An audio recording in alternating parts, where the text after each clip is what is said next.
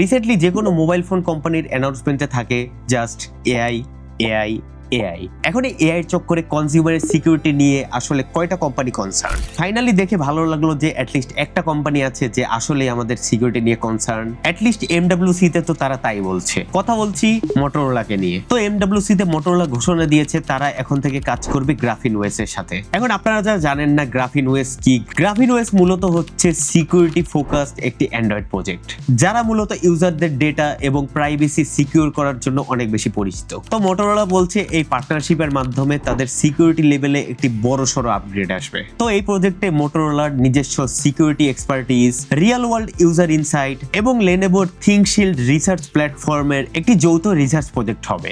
এর মাধ্যমে সিকিউরিটির ভালনারেবল দিকগুলো তুলে ধরা হবে এবং সিকিউরিটিতে নতুন নতুন ফিচার অ্যাড হবে। তো অলরেডি মোটরোলা তাদের সিকিউর প্ল্যাটফর্মে একটি ফিচার অ্যাড করার কথা অলরেডি অ্যানাউন্স করেছে, যেটা হচ্ছে প্রাইভেট ইমেজ ডেটা। এই ফিচারটি অন করলে ফোনে তোলা ছবির সাথে থাকা মেটা ডেটা অর্থাৎ location, device information, time, date এগুলো অটোমেটিক রিমুভ হয়ে যাবে। অর্থাৎ আপনি যদি ফাইলটি কারোর সাথে শেয়ার করেন সেক্ষেত্রেও আপনার পার্সোনাল ইনফরমেশন লিক হওয়ার কোনো চান্স নেই। তো মোটরোলা বলছে এর পাশাপাশি সামনে আরো অনেক সিকিউরিটি মেজার ফিচার আসবে, যেগুলো দেখার জন্য আমি আসলেই আগ্রহী এবং আমার মতে Apple, Samsung, Google learn something.